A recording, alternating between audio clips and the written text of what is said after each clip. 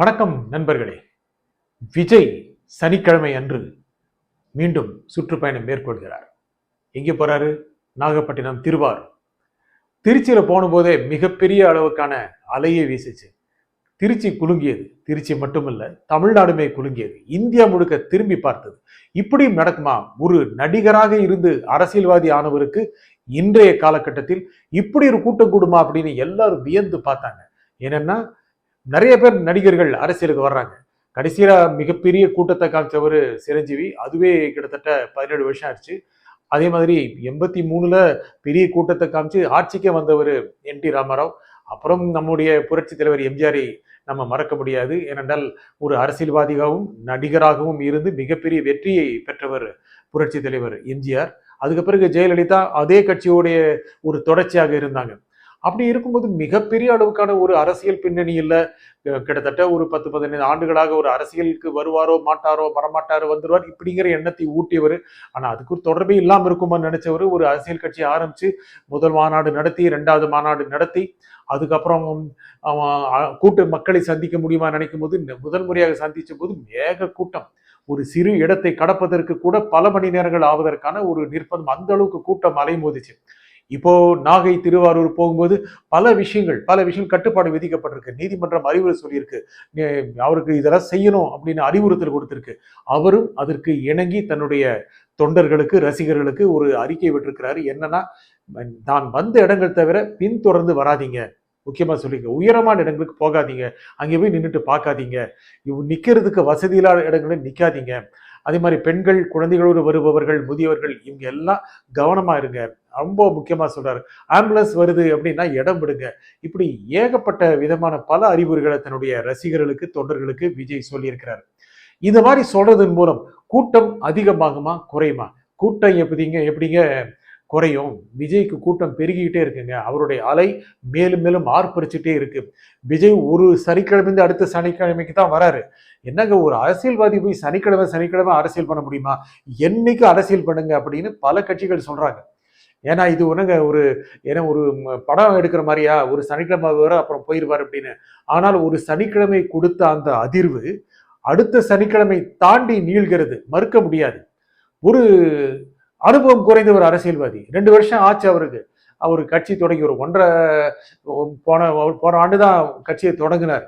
கடந்த மக்களவை தேர்தலுக்கு முன்னால கட்சியை தொடங்கினார். கிட்டத்தட்ட 1.5 ஆண்டுகள் ஆச்சு. இதன் மூலம் அவர் மிகப்பெரிய அளவுக்கான ஒரு தாக்கத்தை கொடுக்கக்கூடிய ஒரு அரசியல்வாதி ஆயிட்டார். எப்படிங்க அது சாத்தியம்? எப்படி அது முடியும்? ஏன் இந்த கிரேஸ் ஒரு நடிகனுக்கு உள்ள கிரேஸா, இல்ல ஒரு அரசியல்வாதிக்கா? நடிகருக்கு இருக்கிற கிரேஸ் தான் நிச்சயமா பல நடிகர்களுக்கு இருக்கும். நிச்சயமா சூப்பர் ஸ்டார் ரஜினிகாந்த் இருக்கும், அஜித் குமாருக்கு இருக்கும், இன்னும் பல பேருக்கு இருக்கும், நிச்சயமா இருக்கும். நடிகைகளுக்கும் இருக்கும், நயன்தாரா இருக்கும், த்ரிஷாவுக்கு இருக்கும். ஆனால் இவர் அரசியலுக்கு வந்திருக்கிறார். அந்த அளவுக்கான ஒரு வேகம் கொண்ட ஒரு அரசியல்வாதியா இருக்காரு. அப்படியே ஒரு பல கொள்கைகளை முன்வைத்து பல ஆண்டுகளாக அரசியல் பேசி இப்பொழுது அடுத்த தேர்தலை சந்திக்க வருகிறேன், என்னை முதலமைச்சராக்குங்கள் இப்படின்னு சொல்லக்கூடிய ஒரு அரசியல்வாதி இல்ல. என்ன முதலமைச்சராக்குங்கன்னு சொல்றாரு, கொள்கை தலைவர்களை சொல்றாரு, இப்போ அண்ணா எம்ஜிஆரை சேர்த்துக்கிட்டாரு. ஆனால் கூட்டம் ஆர்ப்பரிப்பது இதை எல்லாம் தாண்டி அவர்கிட்ட என்னங்க கொள்கை இருக்கு, அவர் என்ன பெரிய விஷயங்களை சொல்றாரு, அவர் குறைகளை சொல்றாரா, நிறைகளை சொல்றாரா, என்ன செய்யறன்னு சொல்றாரு, எல்லாம் எதிர்கட்சிகள் வரிசைப்படுத்தி சொன்னாலும் அவரை நம்புகிற கூட்டம் பெருகி கொண்டே இருக்கிறது. முக்கியமாக நீதிமன்றத்துடைய அறிவுறுத்தலின்படி விஜய் தன்னுடைய தொண்டர்களுக்கு சொன்ன அறிவுரைகள் முழுக்க செயல்படுத்தப்படுமானால் கூட்டம் குறையுமா? கூட்டம் குறைவதற்கான சூழ்நிலை ஏற்படுமா? அவரை பின்தொடர்வது நிற்குமா? மேற்கூரைகள் எல்லாம் நின்று கொண்டு அவரை பார்க்கின்ற அந்த கிரேஸ் இருக்கே, வெறி, அது நிற்கக்கூடிய வாய்ப்பு இருக்கா? அதெல்லாம் வேண்டான்னு விஜய் சொல்றாரு. நீதிமன்றம் அறிவுறுத்தி இருக்கு. விஜய் சொல்றாரு. விஜய் சொல்றதன் மூலம் என்ன சொல்றாரு? இதை எல்லாவற்றையும் தாண்டி ஒரு கிரேஸ் தனக்கு இருக்கும். தன்னுடைய நம்பகத்தன்மையை நம்புகிறவர்கள் நிச்சயமாக இதையெல்லாம் தாண்டி தன்னுடைய தொண்டர்களாக, ரசிகர்களாக தொடர்வார்கள் அப்படிங்கிற நம்பிக்கை அவருக்கும் இருக்கு. அவருடைய வண்டியை தொடராமல் இருப்பது மூலம், ரொம்ப ஆபத்தான நிலையில் அவரை பார்ப்பதற்காக கூடுவதை தவிர்ப்பதன் மூலம், இந்த மாதிரியெல்லாம் இருக்கிறதன் மூலம் நிச்சயமாக அவருக்கான கிரேஸ் குறைய போறதில்ல. அது அவருக்கும் நல்லாக தெரியும். அவர் ஏதோ அனுபவம் இல்லாத ஒரு அரசியல்வாதி இல்லை, முழுக்க கணக்கு வழக்கு சரியா போட்டிருக்கிறாரு. ரொம்ப ஒரு நல்ல ஒரு மேத்தமேட்டிக்ஸோட தான் வர்றாரு, கணக்கோட தான் வர்றாரு விஜய். அந்த கணக்கோட வர்றதன் மூலம் தான் முதல் மாநாட்டை நடத்தி ஒரு மிகப்பெரிய தாக்கத்தை கொடுத்தாரு. 2வது மாநாடு அதை விட பெருசா இருந்துச்சு. என்னங்க வந்தவங்கள தொண்டர்கள் கிடையாதுங்க, பார்த்துட்டு போயிட்டாங்கன்னு சொன்னாங்க. ஆனா முதல்ல அவரு சுற்றுப்பயணம் போறாரு. திருச்சி போய், அரியலூர் போய், பெரம்பலூர் போகவே முடியல. அந்த சுற்றுப்பயணத்தின் போது அவருடைய பேச்சை உன்னிப்பாக கவனித்தார்கள் அங்க இருந்த தொண்டர்கள். பேசுங்க பேசுங்கன்னு சொன்னாங்க. என்ன பேச போறாரு? திரு ஸ்டாலின், முதலமைச்சர் ஸ்டாலின் பேசுறாரு, எதிர்கட்சி தலைவர் திரு எடப்பாடி பழனிசாமி பேசுறாரு, இப்போது டிடி தினகரன் பேசுறாரு, சீமான் பேசுறாரு. சீமான் ரொம்ப வேகமா பேசுறாரு, எல்லாரையும் கடுமையா விமர்சிச்சு பேசுறாரு. ஸ்டாலினை விமர்சிக்கிறாரு, எடப்பாடி பழனிசாமியை விமர்சிக்கிறாரு, மோடியை விமர்சிக்கிறாரு, ராகுல் காந்தி, சோனியா காந்தி எல்லாரையும் விமர்சிக்கிறாரு. விஜயை கடுமையா விமர்சிக்கிறாரு. அவர் சொல்கின்ற ஒவ்வொரு வார்த்தைக்கும் ஒவ்வொரு கூட்டத்தில் பதிலடி தரார். ஏனென்றால் அவருடைய கூட்டம், அவருடைய வாக்கு வங்கி செதஞ்சிருமோ அப்படிங்கிற பயம் அவருக்கு இருக்கு. அது எல்லா அரசியல்வாதிக்கு இருக்கிறதா? எடப்பாடி பழனிசாமிக்கு இல்லையா? இல்லை முதலமைச்சர் ஸ்டாலினுக்கு இல்லையா? எல்லாருக்கும் இருக்கு. திரு விஜய் பேசுற பேச்சின் மூலம் தன்னுடைய வாக்கு செல்வாக்கு குறைஞ்சிருமோ அப்படிங்கிற எண்ணம் அவங்களுக்கெல்லாம் இருக்கு. இந்த நிலைமையில்தான் விஜய் மேற்கொள்கின்ற அடுத்த சுற்றுப்பயணத்தை எல்லோரும் உன்னிப்பாக கவனிக்கிறாங்க. அவரே கவனிக்கிறார்.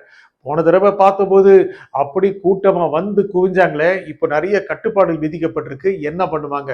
என்ன வேணாலும் பண்ணாங்க. ஏன்னா அவருக்கு கூடுகின்ற கூட்டத்தை அடக்க முடியாது. அவர் கூடுகின்ற கூட்டத்தை ஒழுங்குபடுத்த முடியும், டிசிப்ளின் செய்ய முடியும். ஆனால் வந்து கூடுகின்ற அவரை பார்க்கணும், ஒரு பேச்சை கேட்கணும்னு நினைக்கிறவங்களே குறைக்கவே முடியாது. இந்த மாதிரி ஒரு வேகத்தை போயிட்டு இருக்கிறாரு. புது வாக்காளர்கள் அவர் பக்கம் போறாங்க. பழைய வாக்காளர்கள் இன்னும் டிசைட் பண்ணாதவங்க, திமுகவா அதிமுகவா இல்லை சீமானா அப்படின்னு டிசைட் பண்ணாதவங்க ஒருவேளை அவர் பக்கம் போவாங்கிற எதிர்பார்ப்பு இருக்கு.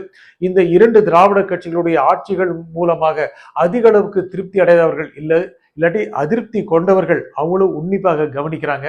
கவனிச்சுட்டு விஜய் பக்கம் போலாமா உடனே ஜம்ப் சொல்ல முடியாது. அவர் போற ஒவ்வொரு கூட்டத்தையும் உன்னிப்பாக பார்க்கறாங்க.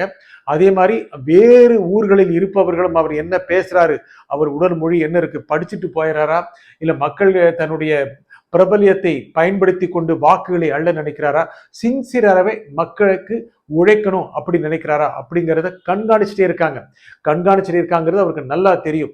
ஆகவே விஜய் அலை இப்போதைக்கு ஓய போறதில்லை. அது இன்னும் ஒவ்வொரு வாரமும் மிகவும் அதிக அளவுக்கான பெரிய அலையாக மாறிக்கொண்டிருக்கிறது. அது எப்படி திருச்சியில ஒரு பெரிய அலையாக வந்ததோ அதே மாதிரி நாகை, திருவாரூர்லயும் வரக்கூடிய வாய்ப்பு இருக்கு. இதுக்கு நடுவில் சென்னை சுற்றுப்பயணமும் மாற்றப்பட்டிருக்கு. சென்னைக்கான தேதியில அவர் வேறு ஊருக்கு போகக்கூடிய நிலைமை இருக்கு.